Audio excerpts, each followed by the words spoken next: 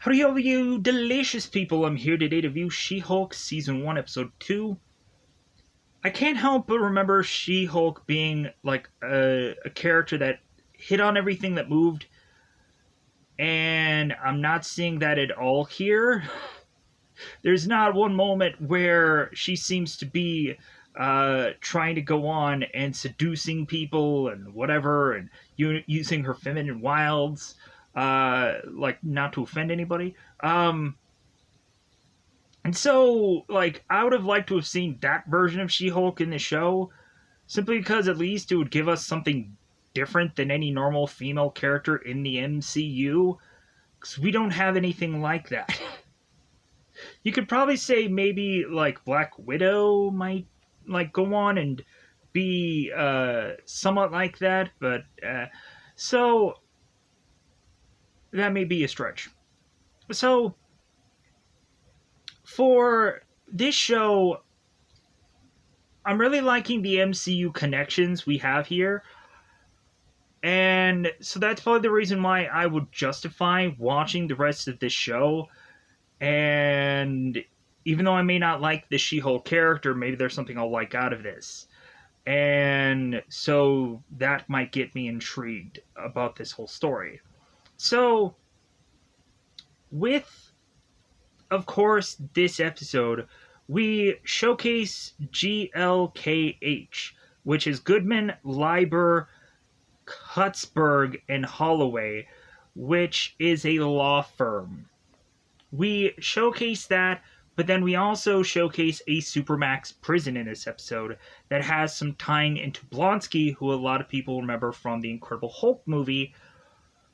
And if you've never gone on and seen that movie, you should, because it's freaking great. And so there may be ties to that film in this show if people weren't aware. There also is to be a tie to another recent MCU movie by the end of this episode, and I will explain that within spoilers. So, because it won't, like, actually matter, like, for me to, like, give that away of what that scene is to be tied into, but if you've seen the episode, you know what I'm talking about. So, but we have a Supermax prison in here, and I'm going to go on and explain Supermax prisons to people, because people may not know what that is. So, basically, it's a prison with people who have powers. You can go on and see, like, Earth's, or Avengers Earth's Mightiest Heroes, and right at the beginning of that show, we have a number of villains who all break out of a Supermax prison, and voila, like, that is the real perfect example of a Supermax prison, where you have a bunch of villains that are all trying to break out. Avengers Earth Mightiest Heroes is a good show anyways, and it actually has really good stories. So if you've never seen that show, I would highly recommend checking it out. Even though it's a cartoon, it's better than some of the other stuff out there. It has good stories. Honestly, that's what I thought. But also, if you were to go on and see play the Spider-Man game that is to have been tied to the Miles Morales story video game, there is to be a Supermax prison called the Raft in there. And so, like, that's, like, that one is to be kind of more Alcatraz-y, like, on its own, like, island by itself. But it's another example of a Supermax prison. So if you don't get enough of, like, what is a Supermax prison, there's examples right then and there. So, I like the fact in this episode that it seems that we get to know Jennifer a little bit more in this episode. It seems to focus on Jennifer a little bit more in this one compared to the first. So I can say that I can like things about this episode, but there's also still things that gripe me, and so, yeah. So, with that said, let's go on into just spoilers about this one. Or there really isn't much to tee up honestly, for this episode, as I've kind of already explained certain things, and yeah, like if I am to go on, because this is only 31 minutes, so I'm going to try to rush through this to try to get it done quickly. So yeah. So with that said, let's just go into spoilers to just kind of get through this. It just feels like, man, this is just a job to get this one done. But I'm much more interested in what's going on here than I ever was in Miss Marvel, simply because like there was a lot of boring in that show, where it seems that this show, like, they're actually trying to put something interesting out. So I'll give them points for that, brownie points. So let's go on to that double five. Let's just go on into spoiler time. Spoiler time. It's about that time we spoil this movie or this episode. So just trying to rush through it because it's 31 minutes. So the beginning of this episode, we have the continuation from the first end of the episode, having She-Hulk fight Titania for brief seconds. And so Jennifer is to have saved the day here and become She-Hulk. And there seems to be a buzz about this female green hero that was to save these people at this court. And there's kind of back and forthing of in She-Hulk's brain whether or not that she should have really gone on and saved those people and become the She-Hulk that people are to be calling her to be. And she's like, well, shouldn't I just have left those people to die? So that way I can just, like, not have to deal with any repercussions of what I did. But Jennifer does go on to this bar and kind of gives us this, like, Aquaman movie kind of scene where she goes in the bar and changes into She-Hulk so she can get massively drunk, as it seems that everybody is going to be buying She-Hulk drinks because she's a hero. Nikki is to be piling on the drinks that she was to get for free from people that see that She-Hulk is She-Hulk. So She-Hulk continues to drink here, and all of a sudden we have her DA boss who appears, realizing that she's at a bar and not his office, and is to say, like, well, Jennifer, I need you to go on and go from you being this thing to being normal Jennifer. And so when Jennifer changes, she has to deal with being drunk from being She-Hulk. So the DA boss is to mention that a guy named Holloway is to be pressuring him to fire Jennifer because of the circus that she had put on in that whole courtroom, and that also this law firm, like, is to not wanting to have to risk what may come into the future with Jennifer being tied to their law firm. And so he's like, I'm sorry, but I'm going to have to let you go. So shouldn't have Jennifer gone on and probably, like, sued them for, like, discrimination or like, wrongful termination? Like, she didn't even get fired in, like, an office. This guy just appeared in a bar and says, like, fired. It's like, huh? So Jennifer goes on to get fired to then try to go to any law firm to hope that she can get hired by these people, and no one wants to take the risk. And so Jennifer is going and getting comforted by Nikki as she's consistently putting her resume out there to have everybody going like, oh no, you're the She-Hulk girl. No, we don't want anything to do with that. So come to find out, She-Hulk is, or Jennifer is to have her family come a-calling to say, hey, we haven't seen you in a while. How about you come on and have dinner with us? And so Jennifer then goes on to meet with her family. And so at first they're kind of talking about where they're all at. And then we start having them talk about superheroes. And like She-Hulk doesn't mention her origin story to her family of how she became this Hulk. And so her family starts to go on about I think either her aunt or her mother is to ask her. It's like, well, hey, like I have a friend of mine that wants to become a superhero, so like since you're a superhero, like you can work that out, right? And Jennifer's like, no, it doesn't work out that way. I'm kind of curious who the name of that person actually is that she was to say is to possibly want to be a superhero, because maybe that actually has some MCU connection. But also, uh, we question and have Morris Walters, who is to ask Jennifer about Hawkeye and his arrows.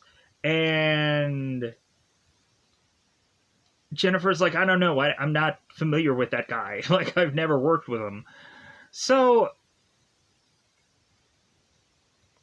at some point, like, you would have thought that this family would have been concerned about Jennifer risking her life as a superhero, but instead they're just like, oh no, like, we already have a Hulk in the family, so, like, we're not concerned that you're gonna, at some point, die from any of these big, huge superhero events. Like, I'm sure you'll be fine. You're a Hulk now. So, cue up the end credit scene where all we see is Jennifer going on and helping out her family, kind of bring in some water jugs over her shoulder, which honestly I don't really understand, like the science of the whole water jug thing, because like these water jugs aren't easy to just like dangle the way they are. I know from personal experience because I've held water jug things that go into, um, of course, like water cooler like things that do out the water. Uh,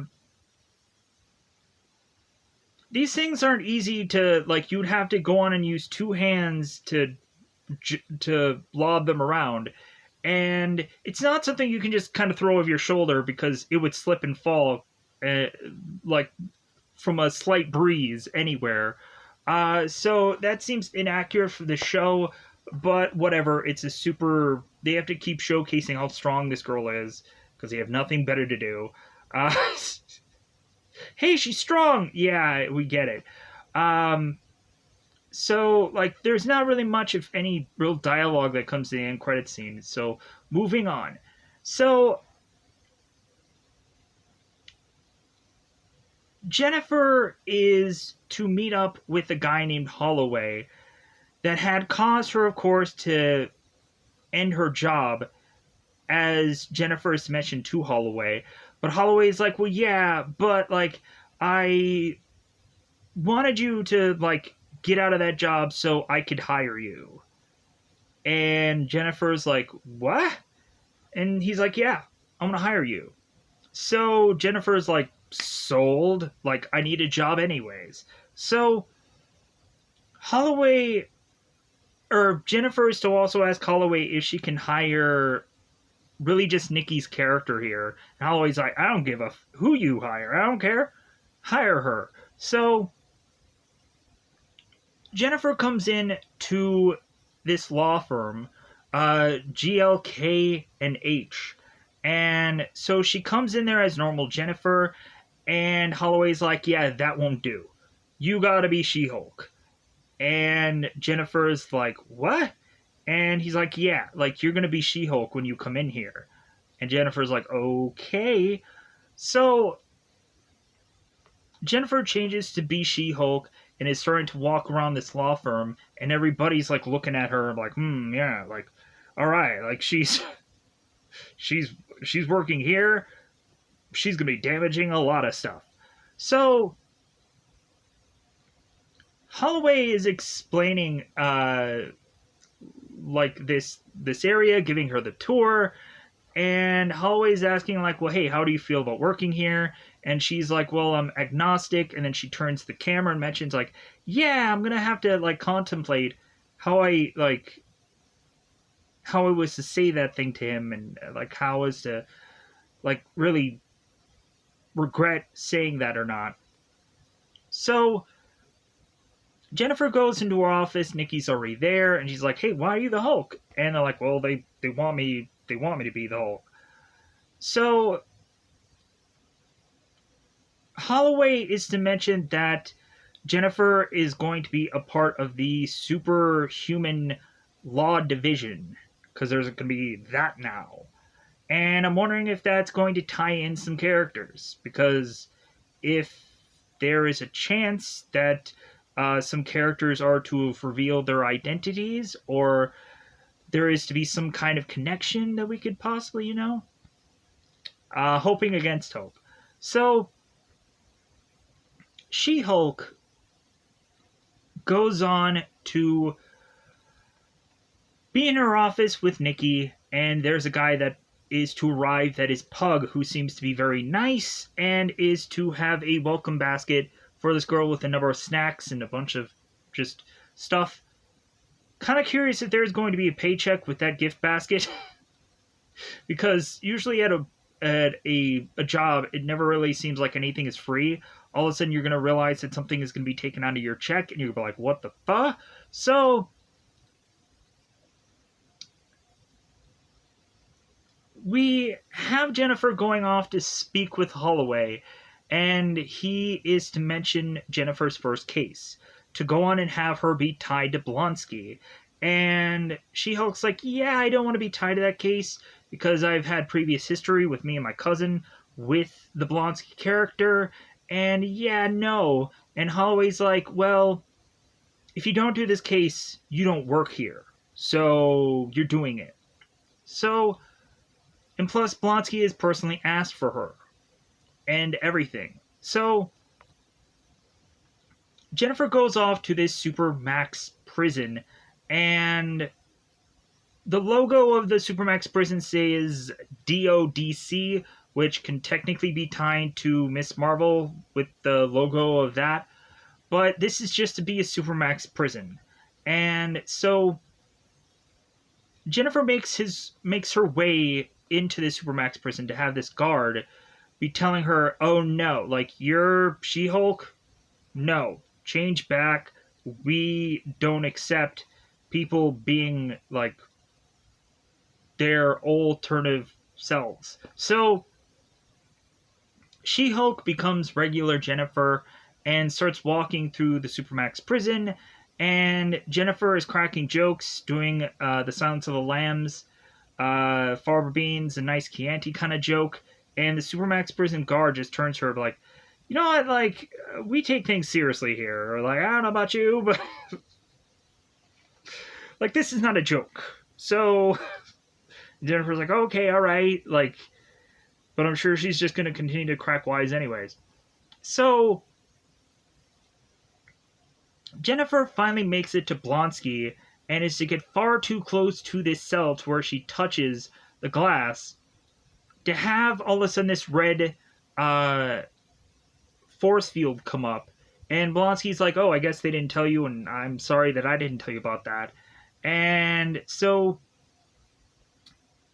when Jennifer starts talking to Blonsky, Blonsky seems to be reformed.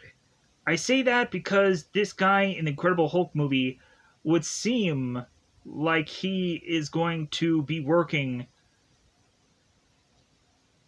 on the good side, and then he drastically turns and shifts to be what he wants, what he needs, and he wants that. I want that. Give me that. So Blonsky is to mention how he is to be a changed man. He has gone on and sent a number of people that he has affected in the past and given them all emails and or letters giving them haikus and poems, apologizing about the past profusely.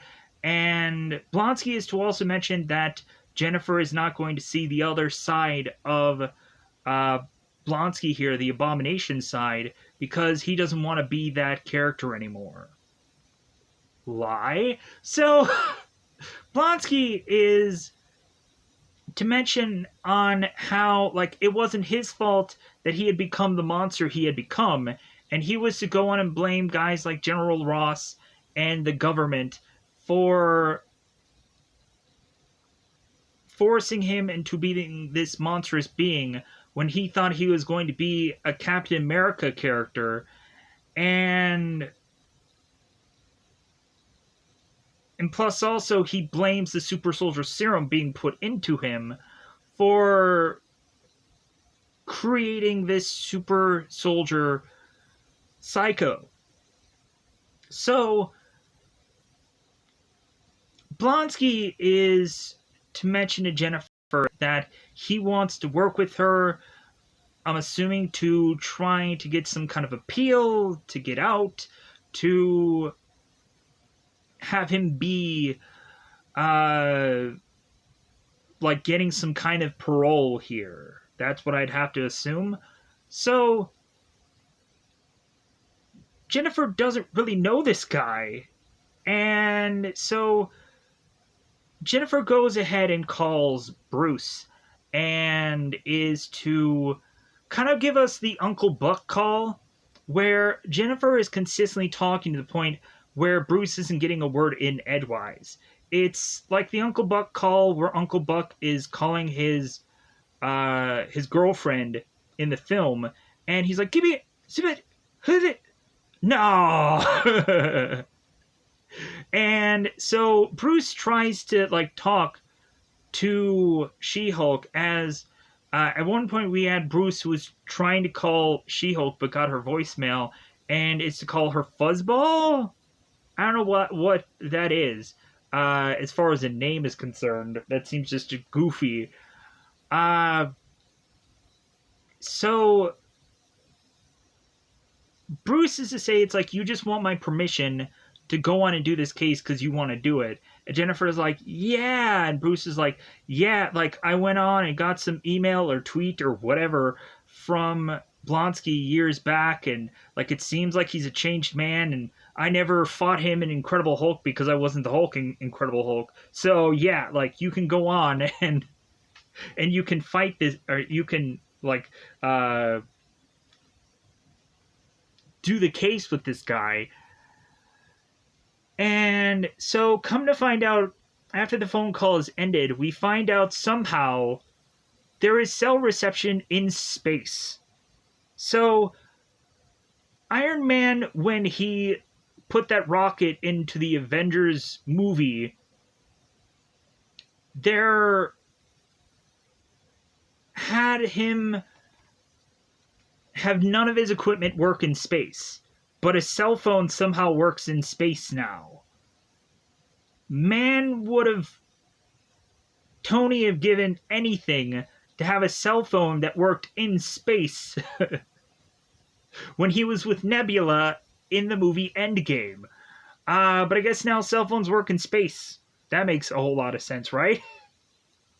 Because Bruce is driving off in the Sakaar ship, I'm assuming making his way back to Sakaar. World War Hulk all over again, or whatever story that's going to be. Planet Hulk, whichever. Hopefully Hulk movie, because man, would that be great. So, again, because that's where it seems. And so, once Jennifer is to be done talking with Bruce, the next thing that we end up really showcasing in my brain is that She-Hulk is to look on the news to see, yeah, like this guy's a different guy, and then all of a sudden the TV is to tell us otherwise. That it seems that somehow Abomination had broken out from prison, and he is going on and fighting Abomination is fighting Wong in this cage match that, of course, people will have seen that in Shang-Chi. If if you've never seen Shang-Chi, then you should probably go on and watch that movie, because briefly you'll see Abomination and Wong being in that film. And so, yeah. I didn't really, like, I wasn't really all that jazzed about Shang-Chi, but I feel like you need to now watch it, just so you can get that scene. You can probably fast forward it to that part and just see the fight and be like, oh, okay, I get it. And then, like, that's it, because it's available on Disney Plus anyways. So, yeah, I think with that, I want to try and quickly get out of here. I think everything is covered for this episode, because I kind of quickly went through all of it. So, I'm going to try to just get out of here. Let me know in the comments below if there's anything that I forgot about, or there were any kind of other Easter eggs that I didn't notice. And so, yeah, I'm going to get out of here. Bye, everybody. Bye, everybody.